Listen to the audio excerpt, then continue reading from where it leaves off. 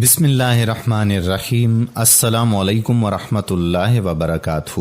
خواتین و حضرات، حضرت خضر علیہ السلام کون تھے؟ کیا وہ نبی تھے یا ولی؟ کیا وہ آج تک زندہ ہیں جیسا کہ بعض لوگ کہتے ہیں، اور یہ کہ بعض اللہ کے بندوں نے اس سے ملاقات کی ہے؟ اگر وہ زندہ ہیں تو کہاں رہتے ہیں؟ اور حضرت خضر علیہ السلام کی شان کے بارے میں تفصیل سے ہم آج کی اس ویڈیو میں بات کریں گے۔ تمام دوست یہ ویڈیو آخر تک ضرور دیکھیں اور شیئر بھی کر دیں۔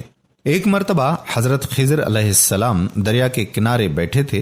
اتنے میں کسی سائل نے آ کر ان سے سوال کیا کہ میں آپ سے اللہ کے واسطے سوال کرتا ہوں، مجھے عنایت فرمائیں۔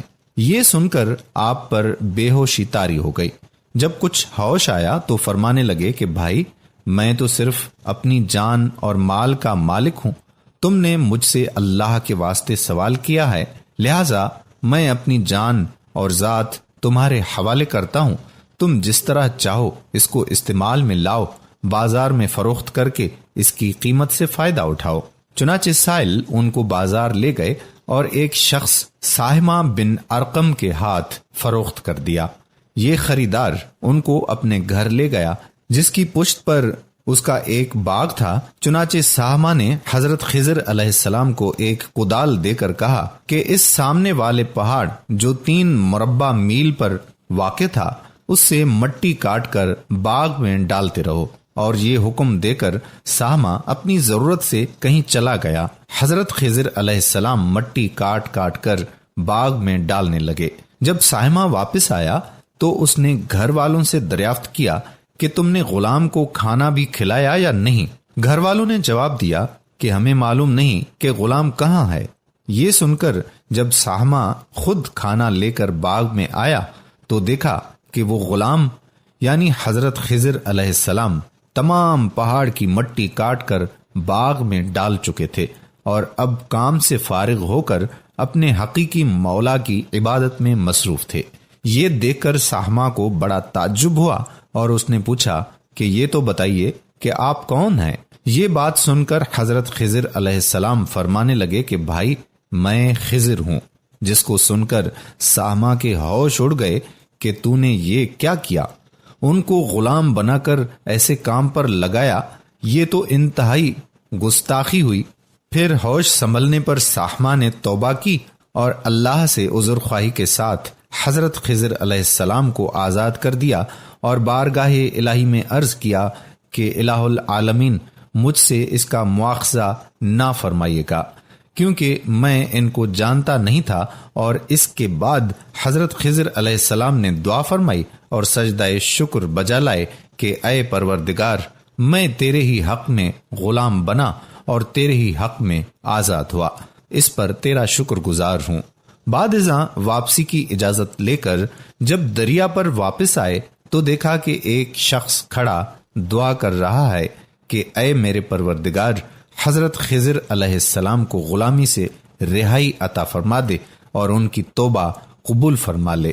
حضرت خضر علیہ السلام نے یہ دیکھ کر اس شخص سے دریافت کیا کہ آخر آپ کون ہو؟ اس شخص نے جواب دیا کہ میں شازون ہوں، آپ کون ہیں؟ آپ نے فرمایا کہ میں خضر ہوں۔ اس کے بعد شازون نے کہا کہ اے خضر، تم نے اپنے لیے رہنے کا مکان بنا کر دنیا طلب کی ہے، کیونکہ حضرت خضر علیہ السلام کا دریا کے کنارے پر ایک عبادت خانہ تھا۔ بس یہ سن کر وہ فوراً میدان میں نکل آئے اور وہیں اللہ کی عبادت میں مصروف ہو گئے۔ اس کے بعد حضرت خضر علیہ السلام نے اسی جگہ ایک درخت لگایا اور اس کے سائے میں عبادت شروع کی تو ہاتف کی آواز آئی، اے خضر، جب تم نے درخت کے سائے میں سجدہ کیا تو تم نے دنیا کو آخرت پر ترجیح دی۔ مجھے اپنی عزت و جلال کی قسم، مجھے دنیا کی محبت میں رضامندی نہیں ہے۔ اس کے بعد حضرت خضر علیہ السلام نے شازون فرشتے سے کہا کہ اے شازون، دعا کرو اللہ میری توبہ قبول فرمائے۔ چنانچہ شازون نے دعا کی اور اللہ تعالیٰ نے شازون کی دعا کی برکت سے حضرت خضر علیہ السلام کی توبہ قبول فرمائی۔ حضرت خضر علیہ السلام کون تھے؟ کیا وہ نبی تھے یا ولی؟ کیا وہ آج تک زندہ ہیں جیسا کہ بعض لوگ کہتے ہیں، اور یہ بھی کہ بعض اللہ کے بندوں نے اس سے ملاقات کی ہے؟ اگر وہ زندہ ہیں تو کہاں رہتے ہیں؟ لوگوں کے پاس کیوں نہیں آتے اور انہیں اس جہالت کے دور میں تعلیم کیوں نہیں دیتے؟ خدا کے برگزیدہ بندے اسی حالت میں راضی رہتے ہیں جو اللہ کو منظور ہو۔ بے شک ہماری فلاح بھی اسی میں ہے کہ زندگی کے ہر موڑ پر آنے والے ہر پیچ و غم میں ہم راضی برضا رہیں، اللہ تعالیٰ کی چاہت کے سامنے رکھ کر اپنی زندگی گزاریں۔ دعا ہے کہ اللہ ہمیں اس واقعے سے سبق حاصل کرنے، نیک بننے کی توفیق عطا فرمائے، آمین ثم آمین۔ اب بات کرتے ہیں حضرت خضر علیہ السلام کے بارے میں پوچھے جانے والے سوالات کے بارے میں۔ حضرت خضر علیہ السلام اللہ کے نیک بندے تھے۔ سورہ کہف میں ان کے اور موسیٰ علیہ السلام کے درمیان ملاقات کا قصہ تفصیل کے ساتھ موجود ہے۔ وعدے کے مطابق موسیٰ علیہ السلام کی حضرت خضر علیہ السلام سے ملاقات ہوئی۔ موسیٰ علیہ السلام ان کے ساتھ ہو لیے، اس شرط کے ساتھ کہ ان سے کچھ نہیں پوچھیں گے۔ حضرت خضر علیہ السلام نے راستے میں ایک کشتی میں سوراخ کر ڈالا، ایک بچے کو قتل کر دیا اور کچھ یتیم بچوں کے گھر میں دیوار کی مرمت کی۔ حضرت موسیٰ علیہ السلام حیرانی کے عالم میں وعدے کے برخلاف سوال کرتے گئے۔ حضرت خضر علیہ السلام نے اپنے ان افعال کا سبب بتایا، پھر فرمایا کہ یہ سب کچھ میں نے اپنی منشا سے نہیں کیا بلکہ اللہ کی مرضی سے کیا۔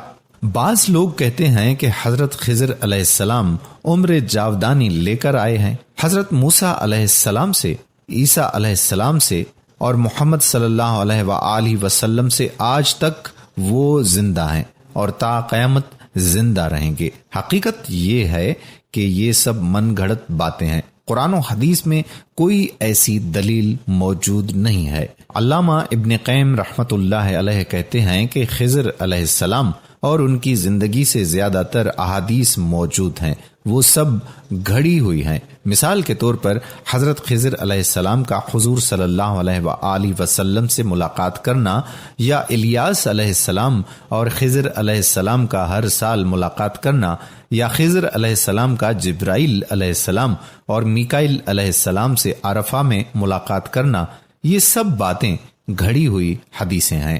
امام بخاری رحمت اللہ علیہ سے خضر علیہ السلام کے بارے میں سوال کیا گیا کہ کیا وہ زندہ ہیں؟ جواب دیا گیا کہ یہ کیسے ممکن ہے جبکہ خود حضور صلی اللہ علیہ وآلہ وسلم نے اس بات کی پیشن گوئی کی تھی کہ آج روئے زمین پر جو شخص زندہ ہے 100 سال کے بعد وہ زندہ نہیں ہوگا۔ پھر یہ کیسے ممکن ہے کہ حضرت خضر علیہ السلام زندہ بچ رہے ہوں؟ قرآن خود ہی گواہی دے رہا ہے کہ کسی بشر کو عمر جاودانی نہیں عطا کی گئی ہے۔ اگر عقلی اعتبار سے بھی غور کیا جائے تو آخر خضر علیہ السلام کے زندہ جاوید ہونے اور پہاڑوں اور غاروں میں بسیرا کرنے میں کسی کا کیا فائدہ یا بھلا ہو سکتا ہے؟ فائدہ تو جب تھا کہ وہ لوگوں کے ساتھ زندگی گزارتے اور انہیں اچھی اچھی باتیں بتاتے۔ حقیقت یہ ہے کہ یہ سب فضول اور بے بنیاد حکایات ہیں۔ رہا یہ سوال کہ کیا وہ نبی تھے یا ولی، تو اس سلسلے میں علماء کا اختلاف ہے۔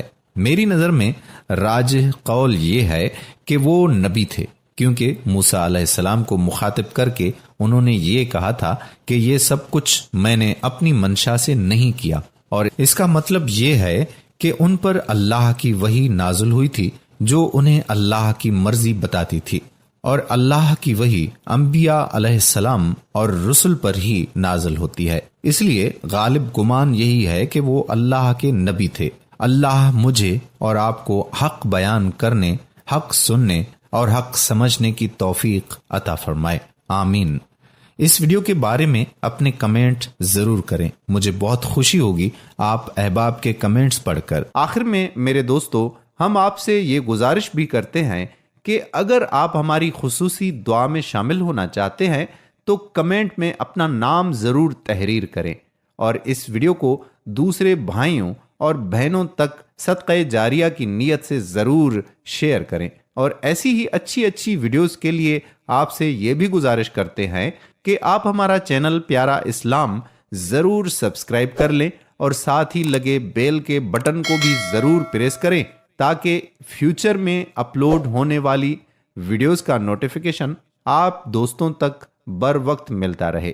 آپ سے اجازت چاہتے ہیں، انشاءاللہ تعالی پھر کسی اور موقع پر ایسی اسلامی معلوماتی ویڈیوز کے ساتھ آپ سے دوبارہ ملاقات ہوگی۔ تب تک کے لیے اللہ حافظ۔